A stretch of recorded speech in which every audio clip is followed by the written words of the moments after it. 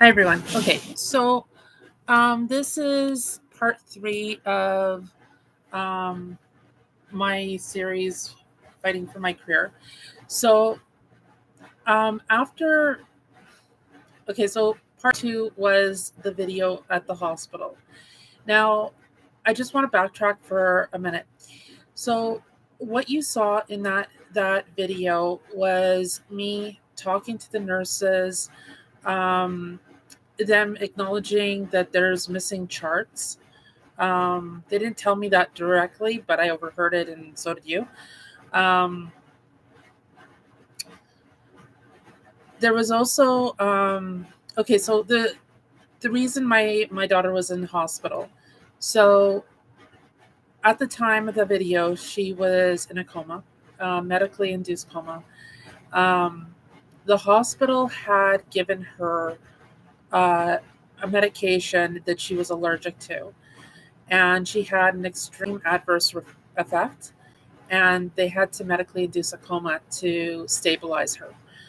Now, if they had called me, the person who raised her, the person who she lived with for 20 years plus, I would have easily told them what she was allergic to, but they never bothered.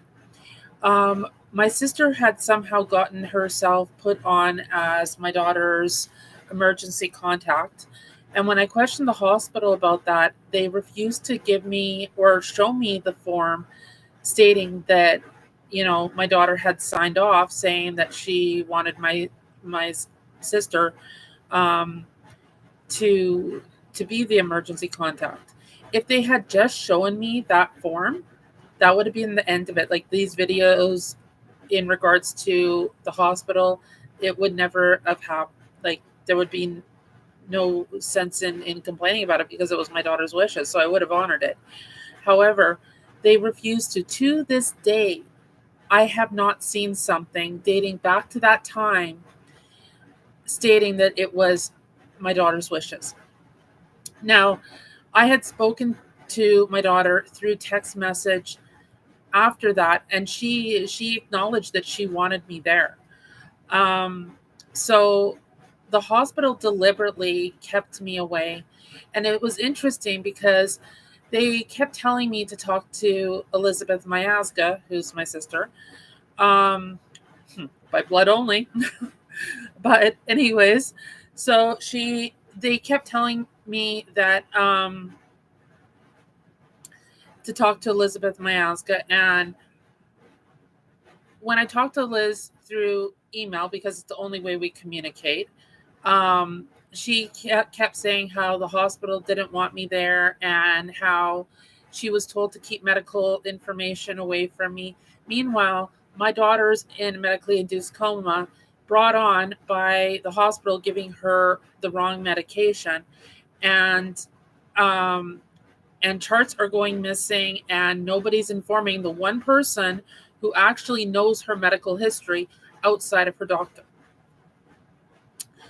And I don't know why they gave her uh, a medication she was allergic to, why they didn't talk to her doctor. Maybe they couldn't get a hold of her doctor, and the emergency doctor just took over. I honestly don't know, because that information has never been disclosed to me. But the reality is they should have contacted the person who raised her, who she lived with for the majority of her life. But they said because my daughter was living with Elizabeth Miazga at the time, Elizabeth Miazga took priority apparently on the emergency contact. That is what the hospital told me. Now, consider this. If you're living with a roommate, do they take priority over your family for medical decisions? Kind of scary when you think about it. And Elizabeth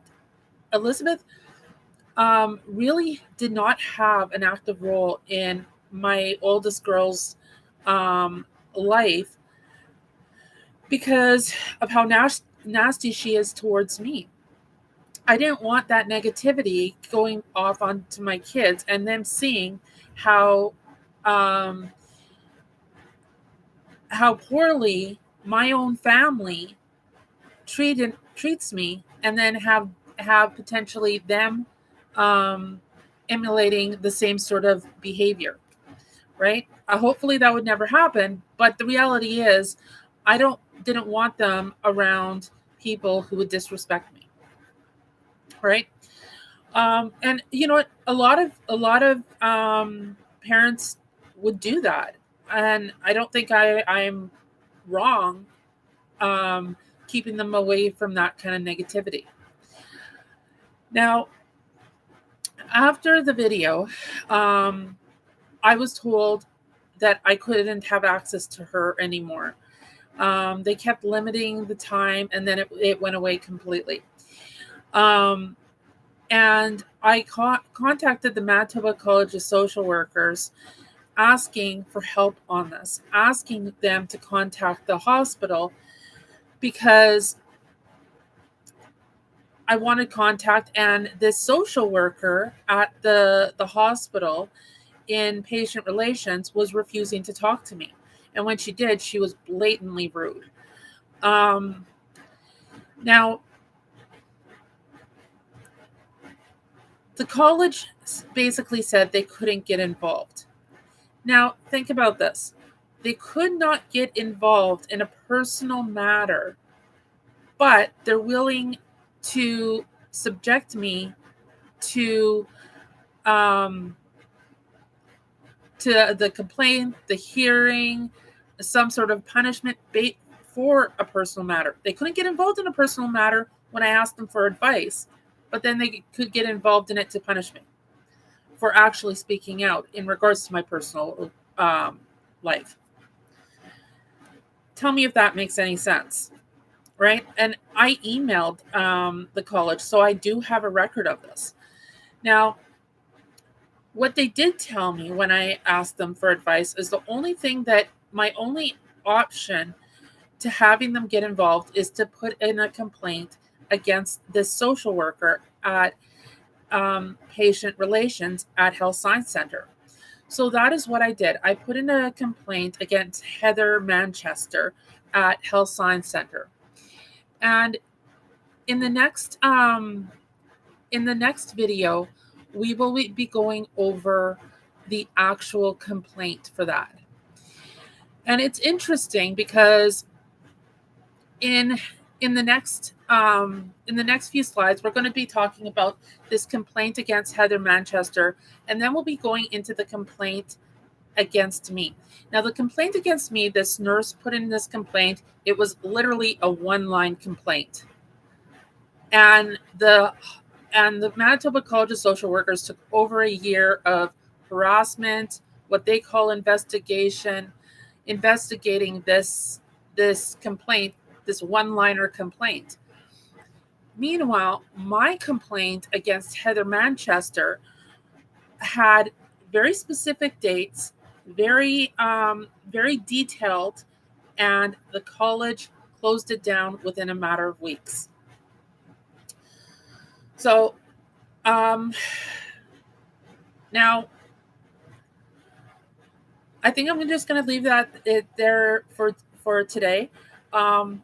So tomorrow we'll be talking about this complaint against Heather Manchester. If I don't get to it tomorrow, it won't be until Monday evening at the earliest. I do have some personal stuff that I have to take care of. So unfortunately, if I don't get to it tomorrow, I might even record it tonight and post it tomorrow. I'm not 100% sure. It depends on how much time I have. But regardless, it'll either be tonight or Monday evening. Anyways, you guys have a good night, and I hope you guys are enjoying the weather. To everybody in Manitoba and Ontario who's dealing with these horrible wildfires, please stay safe. Please use common sense and put out your fires and your cigarettes and anything that can burn, because hopefully nobody loses their homes and everybody stays safe. You have a good night, everyone.